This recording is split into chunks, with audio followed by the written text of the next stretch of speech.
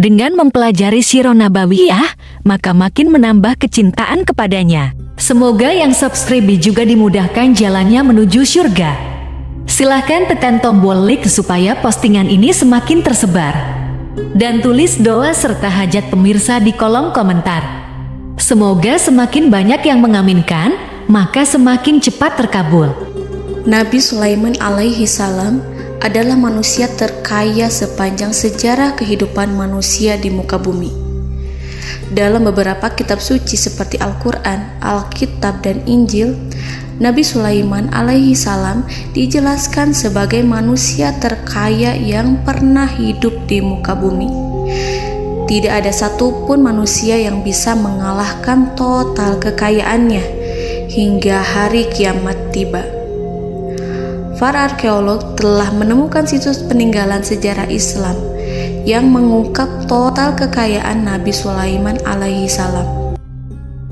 Erez bin Yosef, seorang profesor sekaligus peneliti, ia menyatakan bahwa 3.000 tahun yang lalu Nabi Sulaiman alaihi salam diperkirakan memiliki kekayaan senilai 2,2 triliun US dollar. Dan apabila dikonversikan dengan nilai mata uang dolar hari ini, jika dirupiahkan, maka nilainya setara dengan 32.891.870 triliun rupiah. Profesor itu juga menjelaskan bahwa kekayaan Nabi Sulaiman alaihi salam berasal dari dua sumber, yakni istana kerajaan dan tambang tembaga. Nilai itu berkali-kali lipat lebih banyak dari total kekayaan negara Indonesia yang hanya mencapai 11.454 triliun per 30 Desember 2021. Nabi Sulaiman alaihi salam memiliki beberapa mukjizat. Di antaranya adalah dapat berbicara dengan bahasa binatang. Beliau dapat memerintah mereka untuk melakukan sesuatu.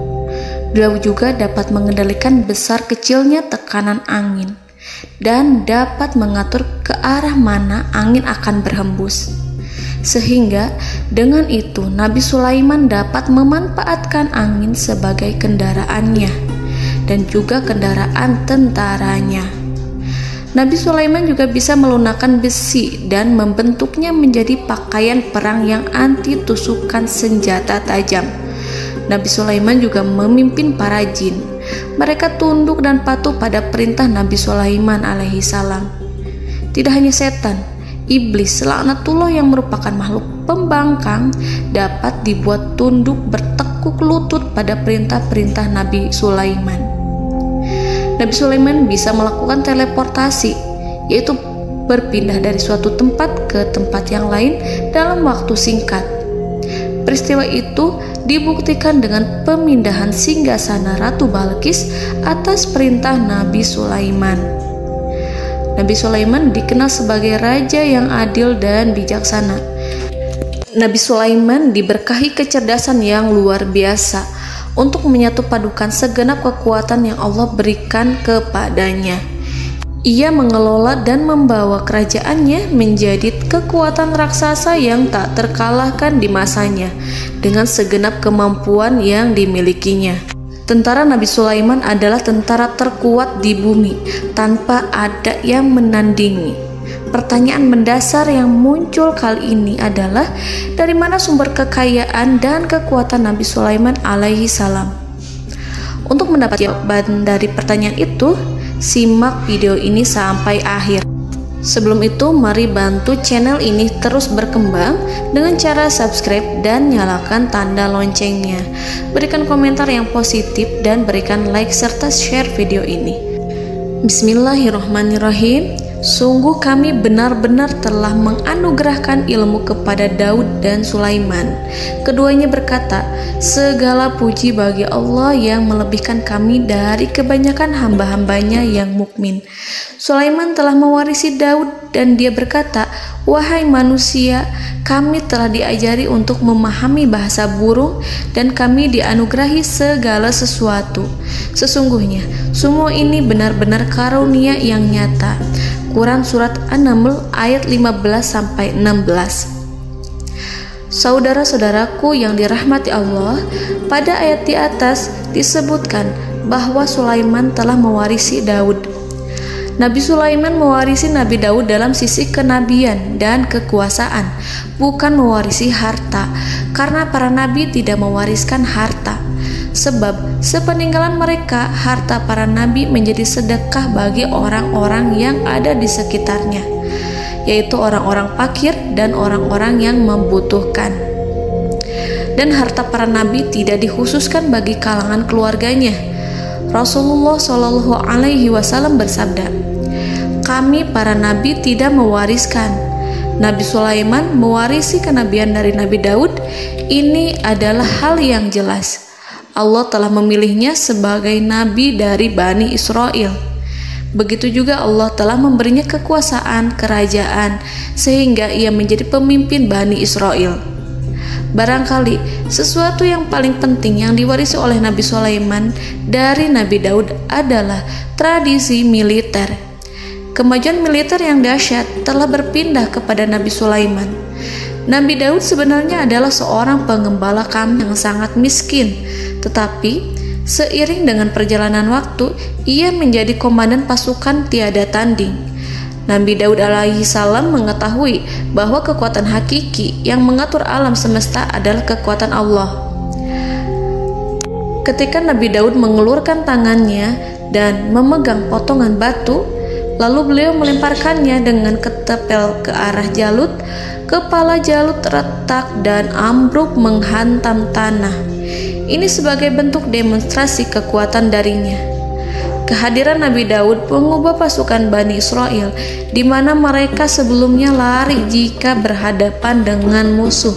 Maka kini keberadaan mereka mulai diperhitungkan di masa hidupnya. Nabi Daud mengalami peperangan yang sangat banyak, tapi Al-Quran tidak menceritakan secara terperinci. Hal itu dikarenakan karena Al-Quran adalah kitab dakwah di jalan Allah, bukan kitab sejarah. Al-Quran hanya menceritakan di dalam Al-Quran surat Shad ayat 20, "Dan kami kuatkan kerajaannya, kerajaan Daud." Ayat tersebut berarti bahwa Nabi Daud belum terkalahkan dalam peperangan yang diikutinya. Di samping dukungan yang Allah berikan kepadanya, juga pasukan dan rakyatnya, di mana mereka adalah orang-orang yang bertauhid, menyerahkan diri kepada Allah. Allah Subhanahu wa Ta'ala mengajarkan kepada Nabi Daud hal-hal yang menjadikan pasukannya memiliki keistimewaan yang dengannya mereka dapat mengalahkan pasukan-pasukan lain, pasukan-pasukan besar yang ada di bumi pada saat itu. Allah Subhanahu wa Ta'ala berfirman dalam surat Saba ayat 10, "Dan kami telah melunakkan besi untuknya." Baju besi mungkin akan menjadi masalah dalam benak kita.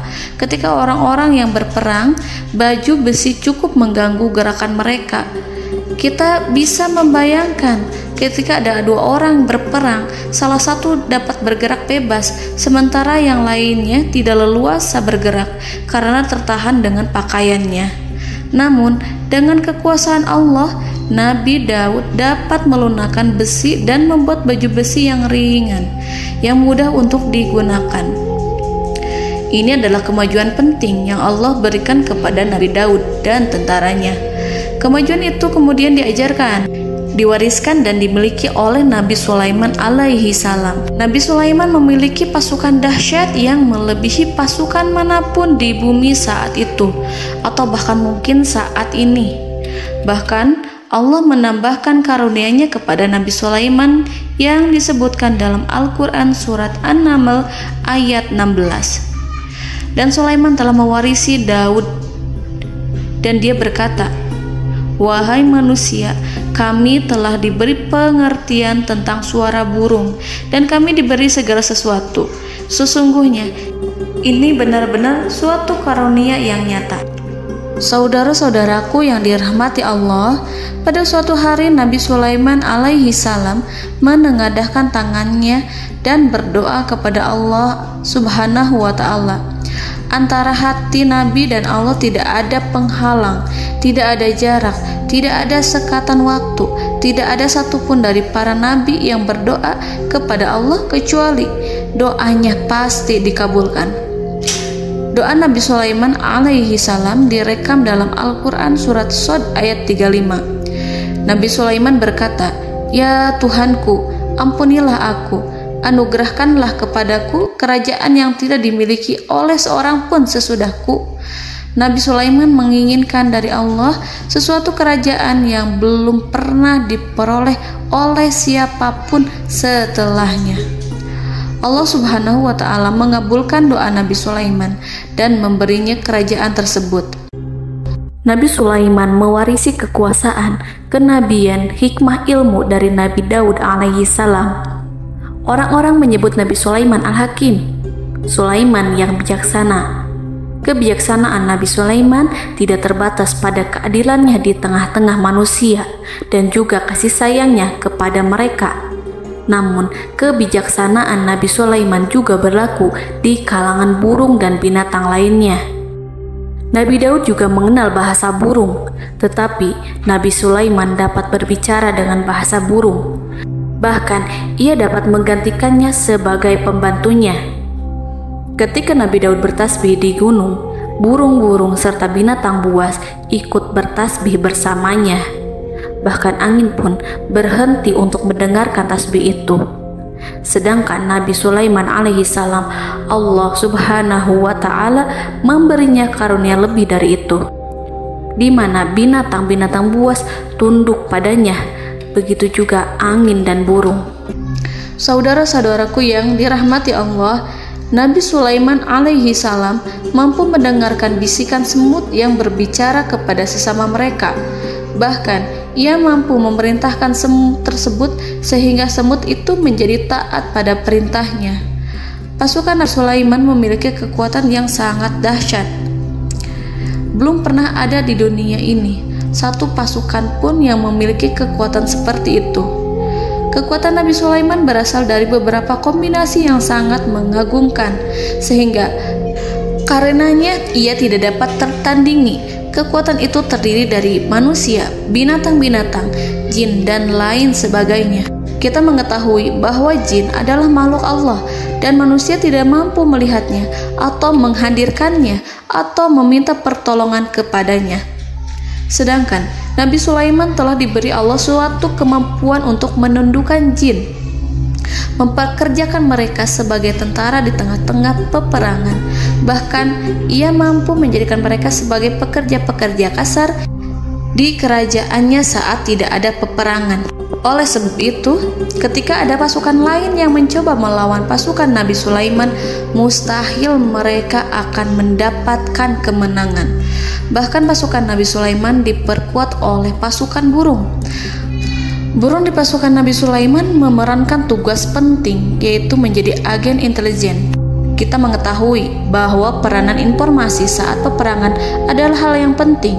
Dari informasi tersebut, pasukan dapat mengetahui keadaan lawannya. Demikianlah peranan burung pada pasukan Sulaiman. Ia terbang di tengah-tengah musuh. Kemudian, ia kembali kepada Nabi Sulaiman untuk menyampaikan berita tentang keadaan lawannya. Di samping jin dan burung, Allah juga menundukkan angin untuk Nabi Sulaiman. Nabi Sulaiman dapat memerintahkan angin dan ia mampu untuk menaiki angin tersebut. Dalam Al-Quran surat Shad ayat 36-40, Allah Subhanahu wa ta'ala berfirman, "Kami tundukkan kepada angin yang berhembus dengan baik menurut kemana saja yang dikehendaki Sulaiman. Dan kami tundukkan pula kepadanya setan-setan, semuanya ahli bangunan dan penyelam, dan setan yang lain yang terikat dalam belenggu. Inilah anugerah kami, maka berikanlah kepada orang lain atau tahanlah untuk dirimu tanpa perhitungan, dan sesungguhnya dia mempunyai kedudukan yang dekat pada sisi kami dan tempat kembali yang baik."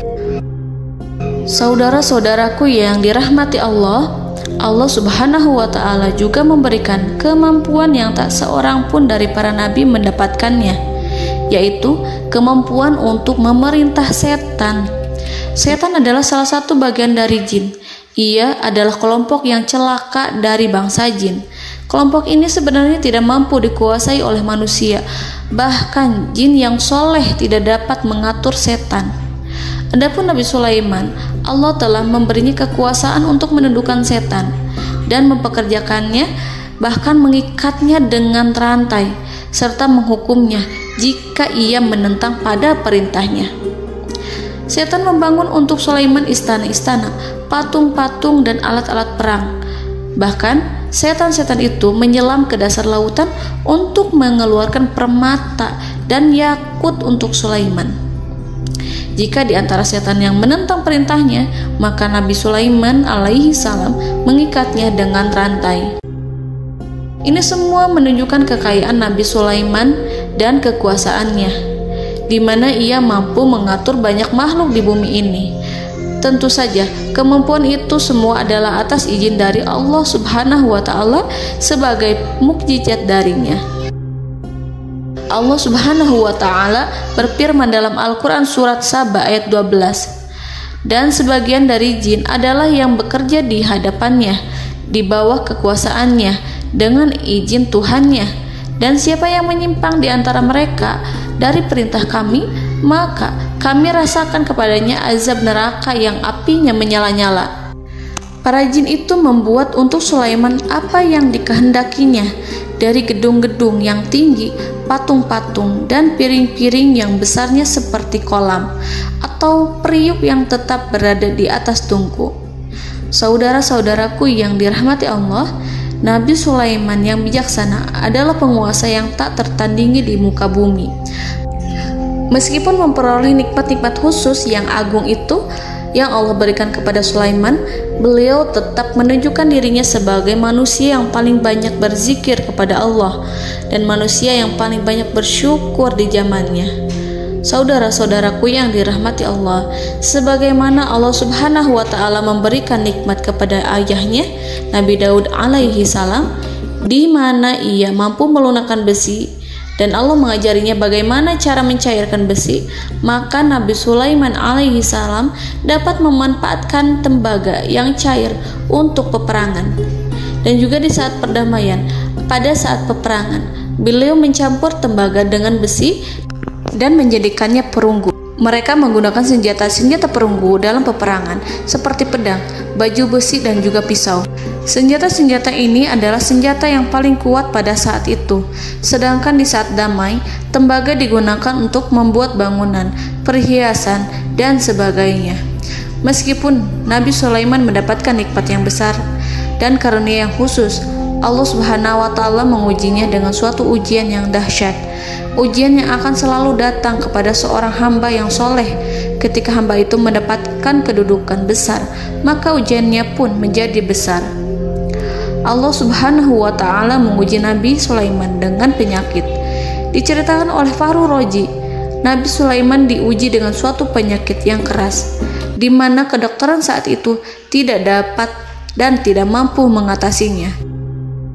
Sakitnya Nabi Sulaiman sangat keras sehingga para dokter dari kalangan manusia ataupun jin tidak mampu menghilangkan penyakit itu. Lalu burung-burung menghadirkan rumput-rumput yang dianggapnya sebagai obat, tetapi Nabi Sulaiman tak kunjung sembuh. Semakin hari penyakit Nabi Sulaiman semakin menjadi-jadi, sehingga ketika Nabi Sulaiman duduk di atas kursi, ia duduk bagaikan tubuh tanpa roh. Seakan-akan ia mati karena saking keras penyakit yang dideritanya. Sakit yang diderita oleh Nabi Sulaiman alaihi salam berlangsung sangat lama. Namun Nabi Sulaiman tidak henti-hentinya berzikir kepada Allah dan meminta kesembuhan kepadanya, serta selalu beristighfar dan mengungkapkan rasa cinta kepadanya. Selesailah ujian Allah terhadap hambanya Nabi Sulaiman.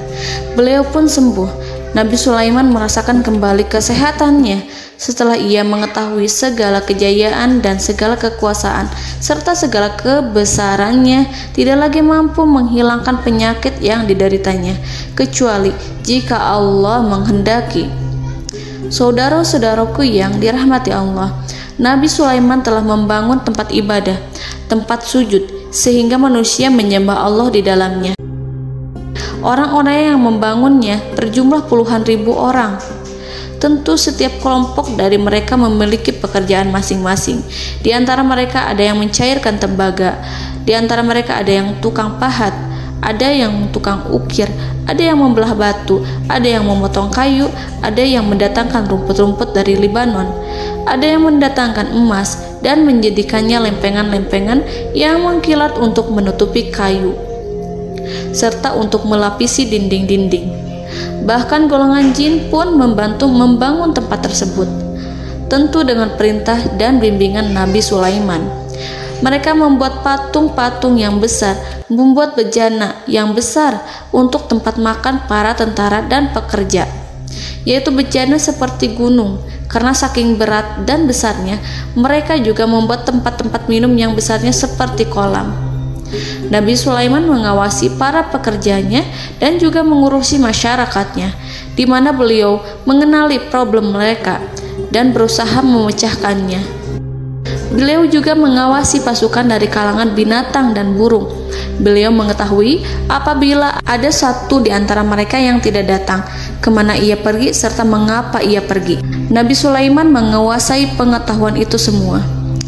Nabi Sulaiman bukan hanya mengetahui problem tentara-tentaranya dari kalangan manusia ataupun tentaranya dari kalangan burung, namun ia juga menunjukkan kasih sayang terhadap semut, di mana beliau mendengar bisikannya dan tidak suka untuk menginjaknya. Nabi Sulaiman selalu menundukkan kepalanya ke bumi sebagai bentuk rasa rendah diri dan syukur kepada Allah. Pada suatu hari, Nabi Sulaiman alaihi salam berjalan di depan tentaranya dan tiba-tiba ia mendengar suara semut yang berkata kepada temannya dari kalangan semut. Hal itu terekam dalam Al-Quran surat An-Naml ayat 18-19. Wahai semut-semut, masuklah ke dalam sarang-sarangmu agar kamu tidak terinjak oleh Sulaiman dan tentaranya, sedangkan mereka tidak menyadarinya. Nabi Sulaiman alaihi salam tersenyum mendengar itu dan ia berdoa, "Ya Allah, ya Tuhanku, berilah aku ilham untuk tetap mensyukuri nikmat-Mu yang telah Engkau anugerahkan kepadaku dan kepada kedua orang ibu bapakku, dan untuk mengerjakan amal soleh yang Kau ridhoi, dan masukkanlah aku ke dalam rahmat-Mu, ke dalam golongan hamba-hamba-Mu yang soleh." Saudara-saudaraku yang dirahmati Allah, meskipun Nabi Sulaiman mendapatkan kekuasaan dan memiliki tentara yang besar, namun beliau menunjukkan kasih sayang terhadap bangsa semut. Beliau mendengarkan bisikannya dan melihat semut yang ada di depannya. Oleh karena itu, tak mungkin baginya untuk menginjak golongan semut itu. Nabi Sulaiman bersyukur kepada Allah telah memberinya nikmat, yaitu nikmat rahmat dan kasih sayang. Di samping itu, Nabi Sulaiman alaihi salam adalah orang paling kaya di dunia. Istananya terbuat dari kayu gaharu yang memiliki wangi harum. Istananya terbuat dari emas yang terkadang dari kristal.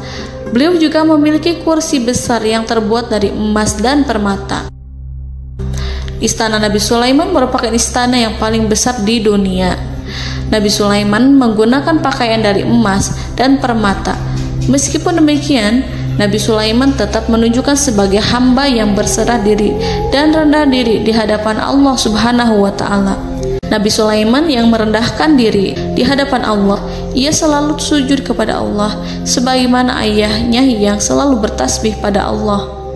Nabi Sulaiman selalu melantunkan lagu-lagu cinta ilahi dan hanya memuji Allah Subhanahu wa Ta'ala. Pada suatu hari, Nabi Sulaiman alaihi salam mengeluarkan perintah kepada pasukannya untuk bersiap-siap. Kemudian, Nabi Sulaiman keluar dan memeriksa pasukannya satu demi satu. Kelompok yang pertama adalah kelompok manusia. Nabi Sulaiman memperhatikan kesiapan mereka. Lalu Nabi Sulaiman mengeluarkan perintah-perintah kepada mereka. Kemudian Nabi Sulaiman memeriksa kelompok jin dan menyampaikan perintahnya kepada mereka. Beliau memenjarakan jin yang tampak bermalas-malasan saat bekerja.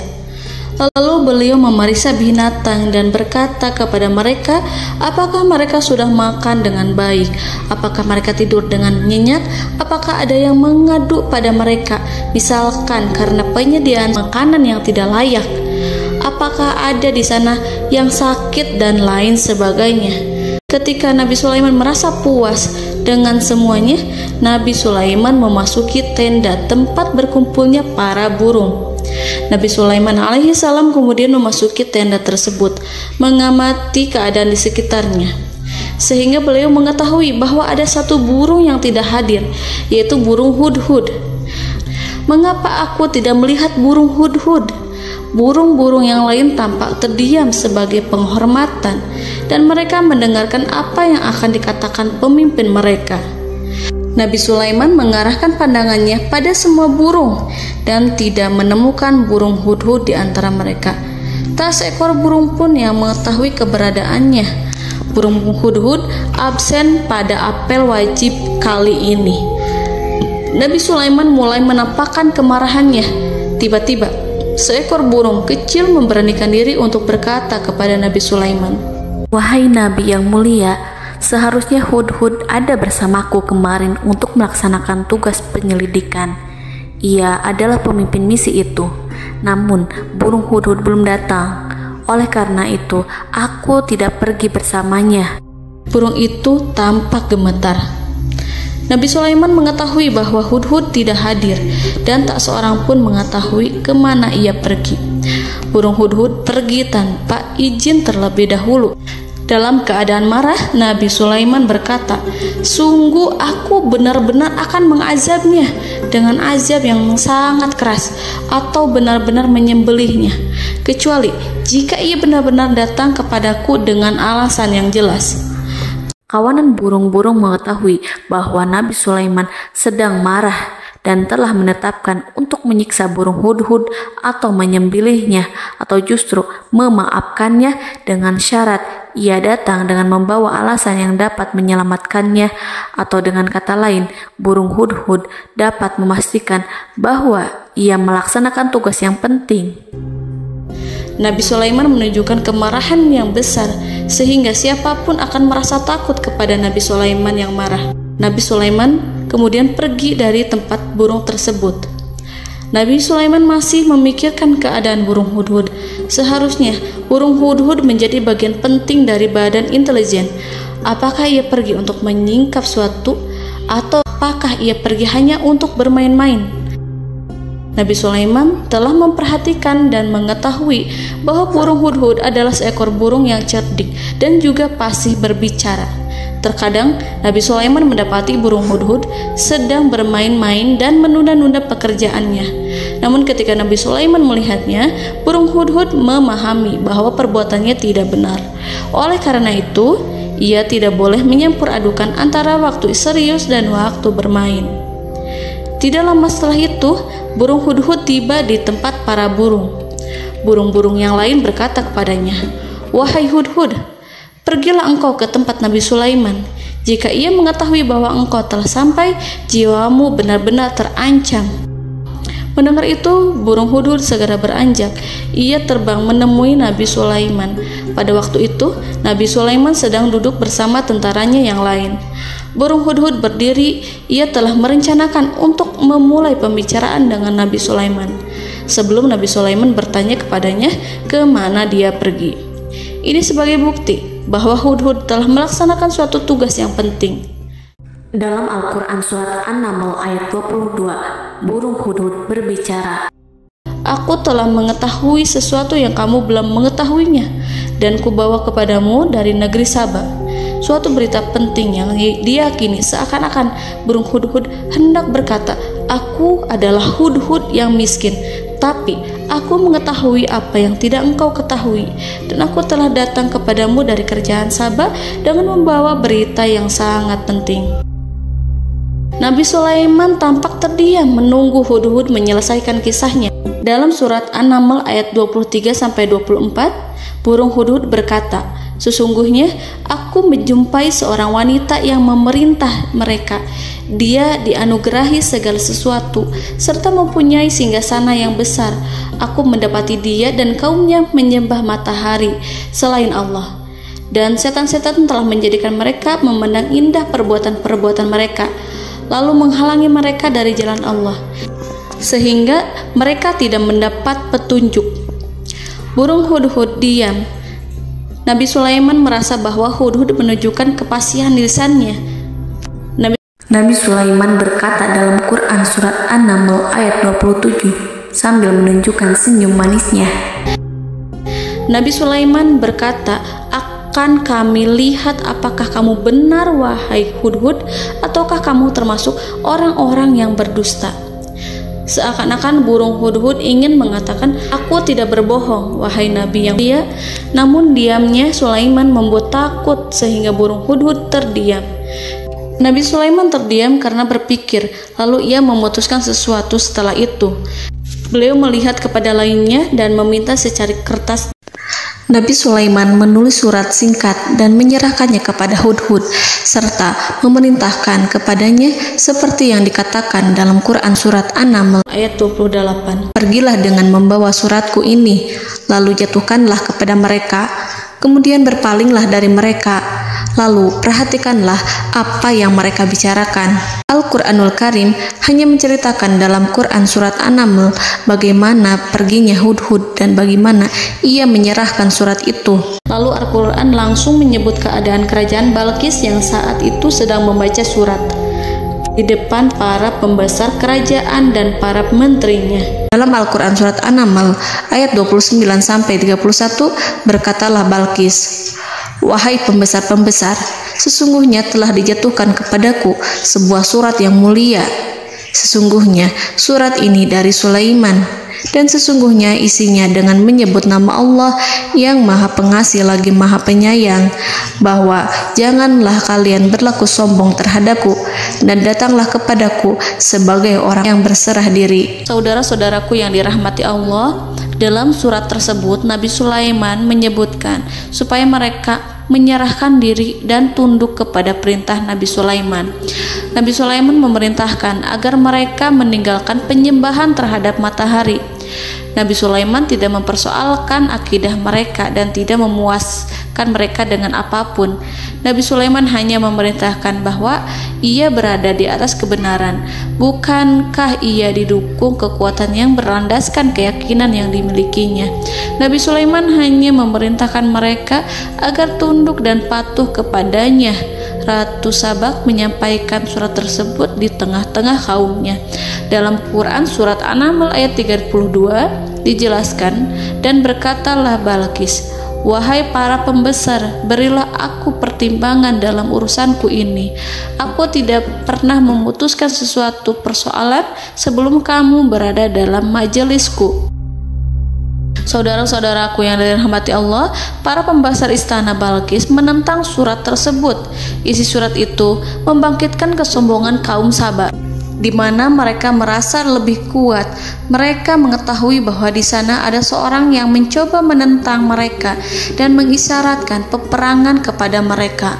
Lalu ia meminta kepada mereka untuk memenuhi syarat-syaratnya sebelum terjadinya peperangan dan kekalahan.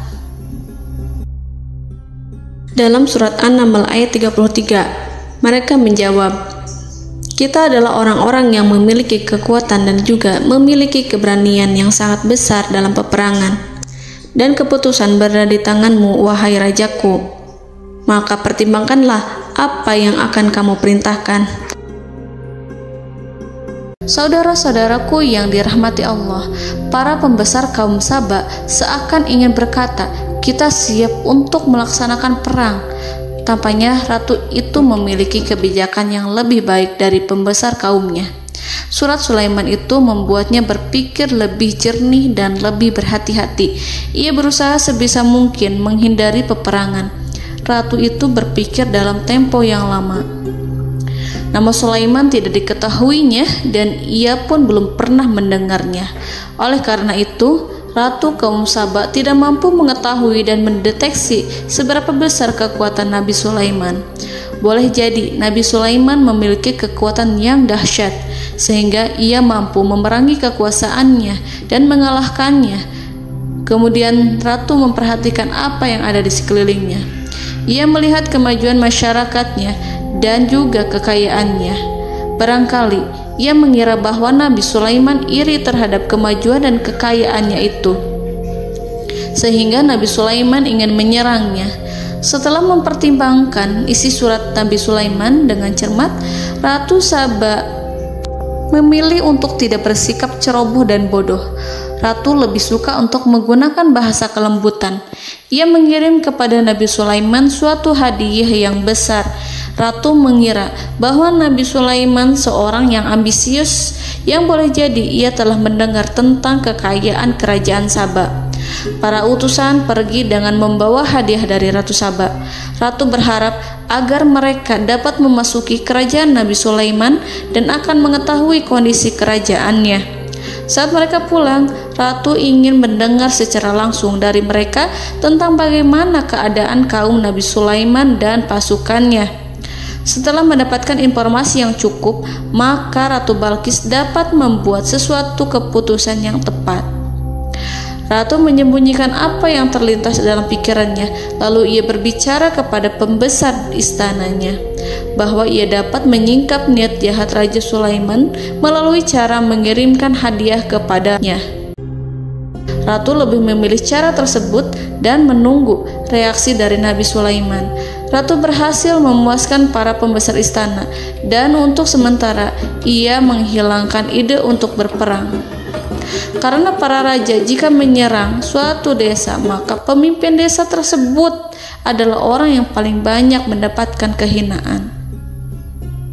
Akhirnya, para pembesar kaumnya merasa puas dengan pikiran Ratu Balqis.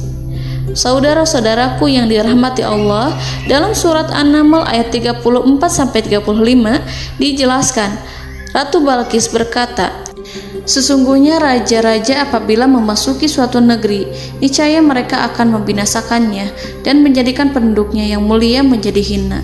Dan demikian pula lah yang akan mereka perbuat. Dan sesungguhnya aku akan mengirim utusan kepada mereka dengan membawa hadiah, dan aku akan menunggu apa yang akan dibawa kembali oleh utusan itu." Kemudian sampailah hadiah dari Ratu Balqis kepada Nabi Sulaiman.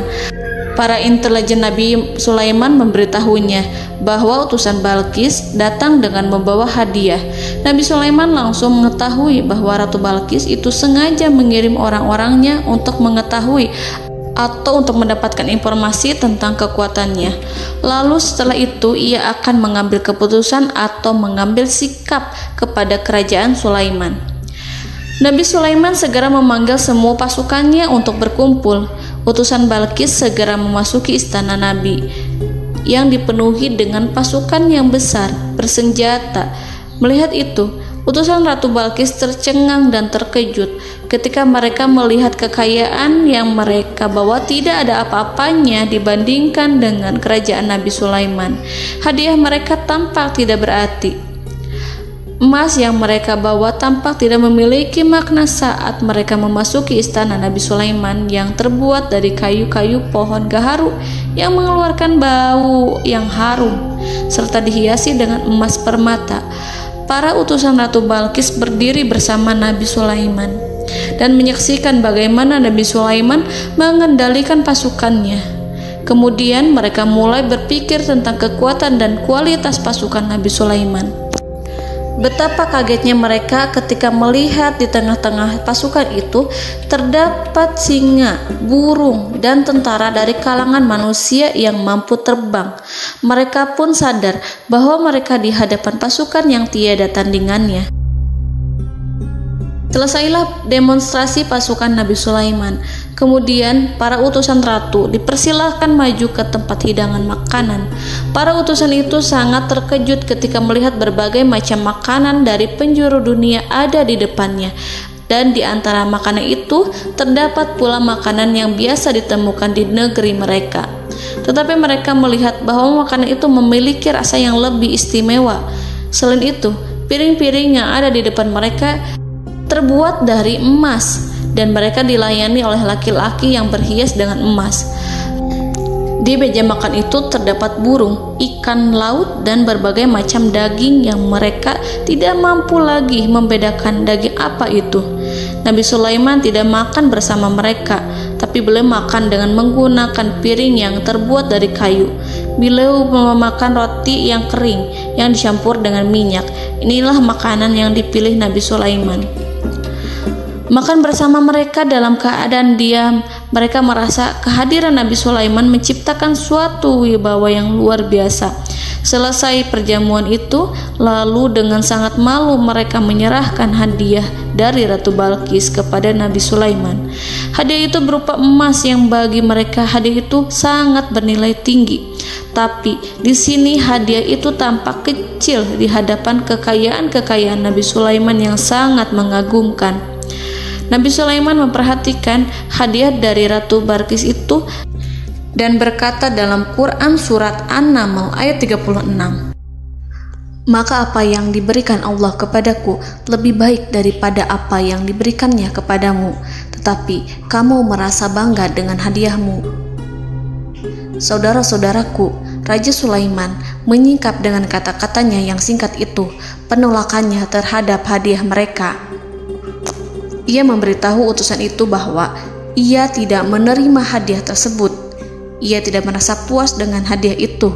Yang membuatnya puas hanyalah, janganlah kalian berlaku sombong terhadapku dan datanglah kepadaku sebagai orang-orang yang berserah diri. Lalu Nabi Sulaiman berkata kepada mereka dengan pelan. Hal itu diabadikan dalam Al-Quran surat An-Naml ayat 37. "Kembalilah kepada mereka, sungguh kami akan mendatangi mereka dengan bala tentara yang mereka tidak kuasa melawannya.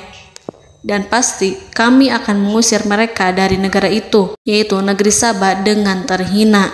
Dan mereka akan menjadi tawanan-tawanan yang hina." Saudara-saudaraku yang dirahmati Allah, Nabi Sulaiman kemudian meninggalkan para utusan ratu setelah terlebih dahulu mengancam mereka. Para utusan itu berharap agar Nabi Sulaiman mau menunggu kunjungan Ratu Balqis yang akan membawa misi perdamaian. Akhirnya, sampailah para utusan Ratu Balqis ke negeri Saba. Mereka segera menuju istana sang ratu. Mereka memberitahu bahwa negeri mereka ada di ujung tanduk. Mereka menceritakan kepada ratu tentang kekuatan Nabi Sulaiman dan tidak mungkin bagi mereka mampu melawannya. Mereka meyakinkan Ratu Balqis bahwa ia harus mengunjunginya dan melihat sendiri bagaimana kebesaran kerajaan Nabi Sulaiman. Kemudian Ratu Balqis menyiapkan dirinya untuk pergi menuju kerajaan Nabi Sulaiman. Nabi Sulaiman duduk di kursi kerajaan di tengah-tengah para pembesarnya dan para menterinya, serta para komandan pasukannya. Beliau berpikir tentang sosok Balqis. Nabi Sulaiman mengetahui bahwa Balqis menuju tempatnya. Balqis dikelilingi rasa takut. Nabi Sulaiman berpikir sejenak tentang bagaimana matahari disembah. Ia memikirkan bagaimana informasi yang diterima oleh intelijennya tentang kemajuan kerajaan Balqis dalam bidang kesenian dan ilmu pengetahuan. Nabi Sulaiman bertanya kepada dirinya sendiri, apakah kemajuan menjadi penghalang untuk mengetahui kebenaran? Apakah ratu itu senang dengan kekuatan yang dicapainya? Dan ia membayangkan bahwa kekuatannya adalah segalanya. Dengan kemajuan yang dimilikinya, Nabi Sulaiman ingin membuat kejutan agar ratu mengetahui bahwa Islam yang diyakini oleh Nabi Sulaiman adalah satu-satunya yang mampu mendatangkan kemajuan dan kekuatan yang hakiki, sehingga ia dapat membandingkan antara keyakinannya dalam menyembah matahari beserta kemajuan yang dicapainya dengan keyakinan Nabi Sulaiman beserta kemajuan yang diraihnya. Saudara-saudaraku yang dirahmati Allah, para mata-mata Nabi Sulaiman telah memberitahunya bahwa hal yang sangat disegani dan dikagumi oleh kaum Balqis adalah kerajaan Saba, yaitu singgasana Ratu Balqis. Singgasana itu terbuat dari emas dan batu delima. Singgasana tersebut dijaga oleh penjaga yang sangat disiplin, di mana mereka tidak pernah lalai sedikit pun. Oleh karena itu, sangat tepat apabila Nabi Sulaiman menghadirkan singgasananya di sini, di kerajaannya. sehingga ketika ratu tiba, maka ia dapat duduk di atasnya. Nabi Sulaiman ingin membuat kejutan kepadanya dan menunjukkan bahwa kemampuannya tersebut yang berlandaskan pada keislaman. Nabi Sulaiman melakukan yang demikian itu dengan harapan agar si ratu tunduk kepadanya. Ide itu terlintas dalam diri Nabi Sulaiman. Lalu ia mengangkat kepalanya dan menoleh kepada anak buahnya. Hal itu diabadikan dalam Quran Surat An-Naml ayat 38. Wahai para pembesar, siapakah di antara kamu sekalian yang sanggup membawa singgasananya kepadaku sebelum mereka datang kepadaku sebagai orang-orang yang berserah diri? Saudara-saudaraku, perhatikanlah ungkapan pikiran Nabi Sulaiman tersebut. Semua pemikirannya berkisar tentang keislaman para penyembah matahari, tentang bagaimana beliau dapat memberikan petunjuk kepada mereka di jalan Allah. Yang pertama menjawab pertanyaan Nabi Sulaiman adalah jin Ifrit. Dalam Quran Surat An-Naml ayat 39, berkatalah Ifrit yang cerdik dari golongan jin, "Aku akan datang kepadamu dengan membawa singgasana itu sebelum kamu berdiri dari tempat dudukmu. Sesungguhnya aku benar-benar kuat untuk membawanya, lagi dapat dipercaya."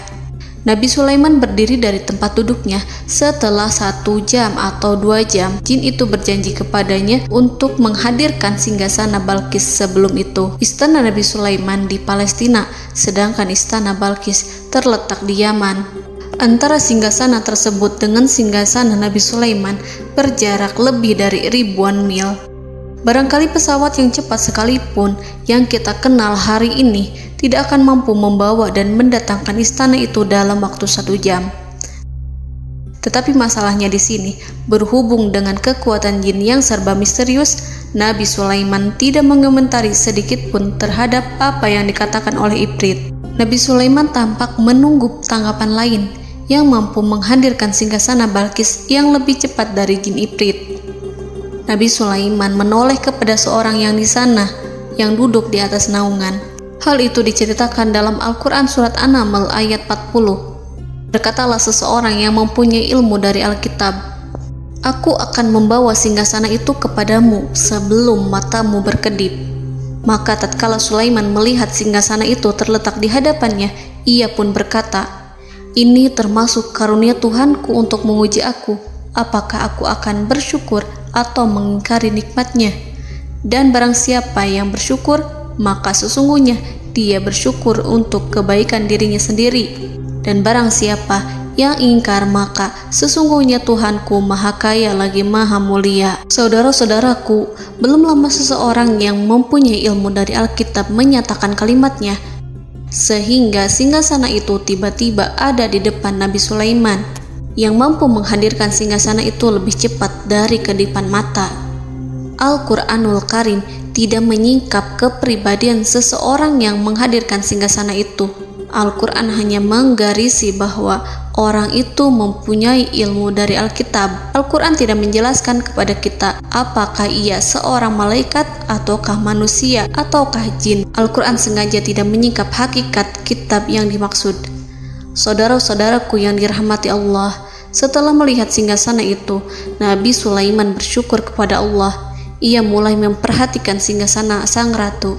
Singgasana tersebut merupakan simbol pembangunan dan juga kemajuan, tetapi tampaknya ia hanya sesuatu yang biasa saja jika dibandingkan dengan kekuasaan dan kebesaran ciptaan yang dibuat oleh manusia dan jin di kalangan istana Nabi Sulaiman. Nabi Sulaiman memikirkan dalam tempo yang sangat lama singgasana Ratu Balkis itu.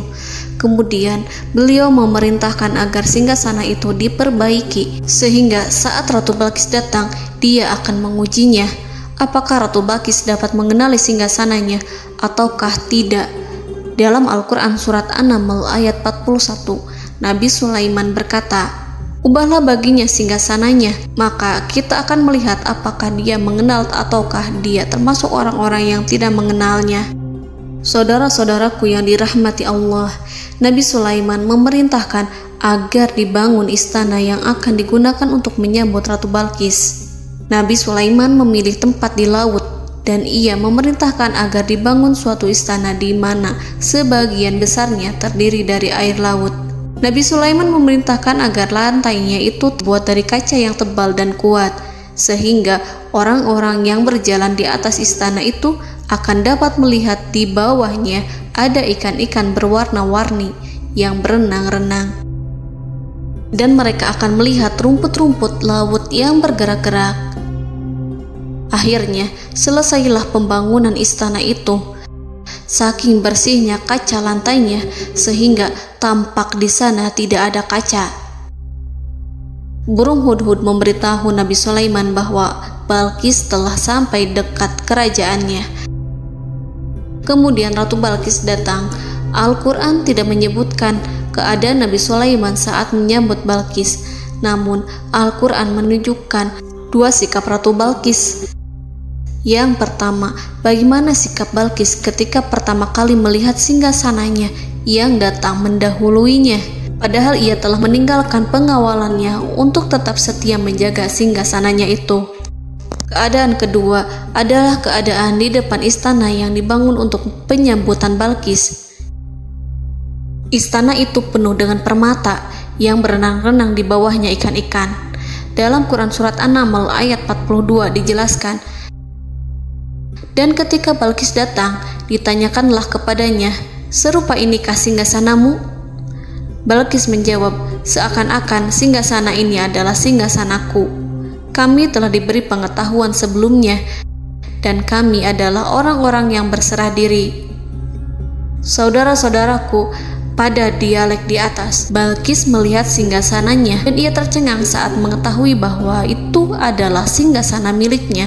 Namun kemudian ia mulai ragu karena melihat tidak sepenuhnya itu singgasana miliknya. Jika itu benar-benar miliknya, lalu bagaimana ia datang mendahuluinya? Dan bila bukan singgasananya, maka bagaimana Sulaiman dapat meniru sepersis dan seteliti itu? Padahal Sulaiman tidak pernah sekalipun ke kerajaannya. Nabi Sulaiman berkata saat melihat Balqis mengamati singgasananya, "Apakah ini singgasanamu?" Balqis terlihat sangat kebingungan, namun setelah itu ia menjawab, "Sepertinya benar." Nabi Sulaiman berkata, "Kami telah diberi ilmu sebelumnya dan kami sebagai orang-orang muslim." Saudaraku yang dirahmati Allah, melalui pertanyaan Nabi Sulaiman ingin mengisyaratkan kepada Balqis agar ia membandingkan antara keyakinannya beserta ilmu yang dicapainya dengan keyakinan Nabi Sulaiman yang muslim beserta pengetahuan yang telah diraihnya. Penyembahan terhadap matahari dan pencapaian ilmu yang dicapai oleh Ratu Balqis tanpa tidak ada apa-apanya dibandingkan dengan ilmu Nabi Sulaiman dan keislaman. Nabi Sulaiman telah mendahuluinya dalam bidang ilmu karena keislamannya. Karena itu, sangat mudah baginya untuk mengungguli Balqis dalam ilmu-ilmu yang lainnya. Demikianlah yang disyaratkan dalam pertanyaan Nabi Sulaiman kepada Ratu Balqis. Ratu Saba itu mengetahui bahwa ini adalah singgasananya, di mana singgasana itu datang lebih dahulu daripada dirinya. Beberapa bagian darinya telah diubah saat Balqis masih di perjalanan menuju ke tempat Nabi Sulaiman.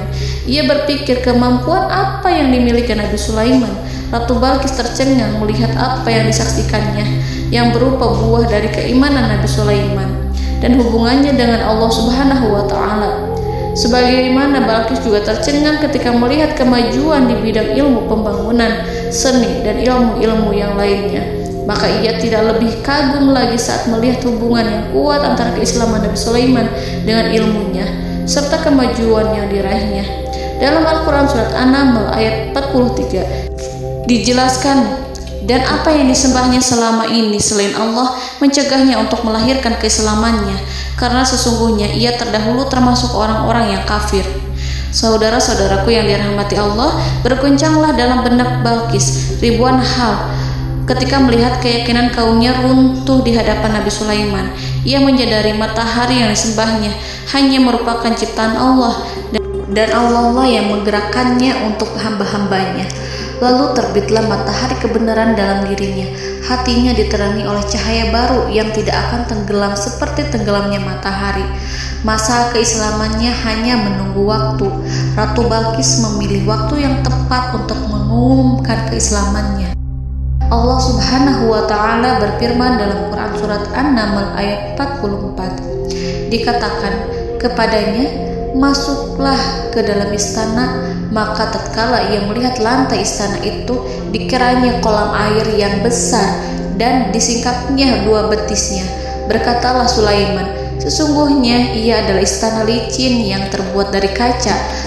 Berkatalah Balqis, wahai Tuhanku, sesungguhnya aku telah berbuat zalim terhadap diriku dan aku berserah diri bersama Sulaiman kepada Allah Tuhan semesta alam. Saudara-saudaraku yang dirahmati Allah, dikatakan kepada Balqis, masuklah ke dalam istana. Ketika ia masuk, maka ia tidak menyaksikan adanya kaca, tetapi ia melihat air, sehingga ia mengira akan bersinggungan dengan air. Lalu ia menyingkapkan sedikit bajunya agar bajunya itu tidak basah. Nabi Sulaiman mengingatkannya tanpa melihatnya agar ia tidak khawatir terhadap pakaiannya, karena pakaiannya tidak akan basah sebab di sana tidak ada air. Itu sekedar kaca yang halus, yang saking halusnya sehingga ia tidak tampak. Pada kesempatan itulah Balqis mengumumkan keislamannya yang mengakui kelalimannya, dan ia menyatakan menyerahkan diri kepada Nabi Sulaiman dan kepada Allah Tuhan semesta alam. Lalu kaumnya pun mengikutinya dan mereka memeluk Islam. Balqis menyadari ia berhadapan dengan penguasa yang terbesar di bumi dan Nabi Allah yang mulia. Untuk pertama kalinya, wajah Sulaiman tampak dihiasi dengan senyuman yang menunjukkan kepuasannya sejak Balqis mengunjunginya. Demikianlah Nabi Sulaiman mewujudkan kejayaannya yang hakiki dan menyebarkan cahaya Islam di muka bumi. Saudara-saudaraku, Al-Quran tidak menyebutkan kisah Balqis setelah keislamannya. Para ahli tafsir mengatakan bahwa ia menikah dengan Nabi Sulaiman. Selain itu, ada yang mengatakan bahwa ia menikah dengan salah satu orang dekat Nabi Sulaiman. Ada juga yang mengatakan bahwa sebagian Raja Habasyah adalah keturunan dari buah perkawinan ini. Wallahu a'lam bishawab. Saudara-saudaraku yang dirahmati Allah, Nabi Sulaiman hidup di tengah-tengah kejayaan dan kemuliaan di bumi. Kemudian Allah menetapkan kematian untuknya, sebagaimana kehidupan Sulaiman berada di puncak kemuliaan dan kejayaan yang penuh dengan keajaiban yang luar biasa, maka kematiannya pun merupakan tanda-tanda kebesaran Allah yang penuh dengan keajaiban. Demikianlah bahwa kematiannya sesuai dengan kehidupannya, sesuai dengan kejayaannya. Allah berfirman tentang kematian Sulaiman di dalam Al-Quran Surat Saba ayat 14. Maka tatkala kami telah menetapkan kematian Nabi Sulaiman, tidak ada yang menunjukkan kepada mereka kematiannya itu kecuali rayap yang memakan tongkatnya.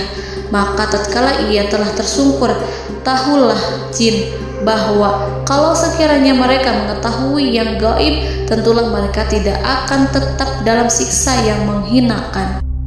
Saudara-saudaraku, kemampuan Nabi Sulaiman untuk menundukkan jin dan mempekerjakan mereka serta hubungan mereka dengan semua itu menimbulkan fitnah di tengah-tengah manusia dalam hal tertentu. Kematian Nabi Sulaiman merupakan batasan jawaban terhadap fitnah ini. Kami tidak mengetahui siapa yang mengklaim bahwa jin mengetahui hal yang gaib. Apakah itu setan yang terkutuk, atau jin yang bodoh, atau manusia yang tertipu? Kami tidak mengetahui siapa yang bertanggung jawab terhadap tersebarnya isu yang keliru ini. Yang kita ketahui adalah bahwa hal tersebut adalah mempengaruhi sebagian manusia dan jin. Barangkali manusia berkata kepada diri mereka, selama jin melakukan perbuatan yang luar biasa ini, maka apa gerangan yang menjadikan mereka tidak mengetahui hal yang gaib itu? Manusia itu lupa bahwa kunci kegaiban berada di tangan Allah. Masalah ilmu gaib tidak akan mampu dikuasai oleh jin dan manusia. Hanya Dia yang mengetahuinya, dan manusia diberitahu hanya sedikit sekali. Saudara-saudaraku yang dirahmati Allah, seakan-akan Allah telah merencanakan bahwa kematian Sulaiman bertujuan untuk menghancurkan pemikiran itu, yaitu pemikiran bahwa jin mengetahui hal-hal yang gaib.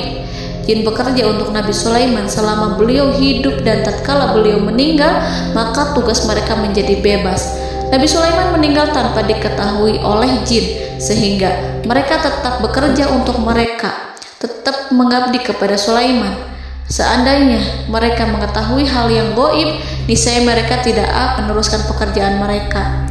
Saudara-saudaraku, pada suatu hari Nabi Sulaiman memasuki mihrabnya untuk itikaf ibadah dan beribadah kepada Allah. Tak seorang pun yang berani mengganggu khalwatnya. Mihrab Sulaiman terletak di puncak gunung dan dindingnya terbuat dari permata. Pada suatu hari, Nabi Sulaiman duduk bersandar pada tongkatnya dan ia tampak tenggelam dalam tafakur. Beliau berzikir pada Allah hingga rasa kantuk menguasainya. Lalu setelah itu malaikat maut menemuinya. Nabi Sulaiman pun meninggal. Beliau bersandar kepada tongkatnya. Jin melihatnya dan mengira bahwa beliau sedang sholat, sehingga mereka pun terus melanjutkan pekerjaannya. Berlalulah hari demi hari yang panjang.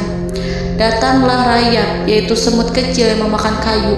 Hewan itu mulai memakan tongkat Nabi Sulaiman. Rayap itu tampak lapar. Sebagian dari tongkat Nabi Sulaiman dimakan beberapa hari oleh rayap itu. Ketika yang dimakannya semakin bertambah, maka tongkat itu pun menjadi rusak dan kemudian jatuh dari tangan Nabi Sulaiman alaihi salam. Tubuh mulia itu kehilangan keseimbangan dan kemudian jatuh terhempas di bumi. Tatkala tubuh suci itu tersungkur, maka manusia segera menuju ke arahnya.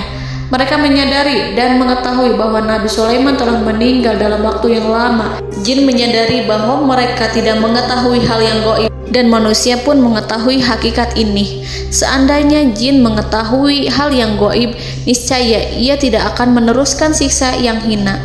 Mereka tidak akan bekerja kepada Sulaiman. Demikianlah Nabi Sulaiman alaihi salam meninggal dalam keadaan duduk dan sholat di mihrabnya. Lalu berita itu tersebar bagaikan api di bumi. Manusia, burung, dan binatang buas mengantarkan jenazah Nabi Sulaiman. Sekawanan burung tampak sedih dan menangis. Semua makhluk bersedih. Akhirnya tak seorang pun mengetahui bahasa burung di bumi. Meninggallah seorang yang memahami pembicaraan burung, binatang-binatang, jin, dan lain sebagainya. Burung-burung itu berkata, betapa beratnya kehidupan di tengah orang-orang yang tidak mengetahui pembicaraan kita. Allahu a'lam.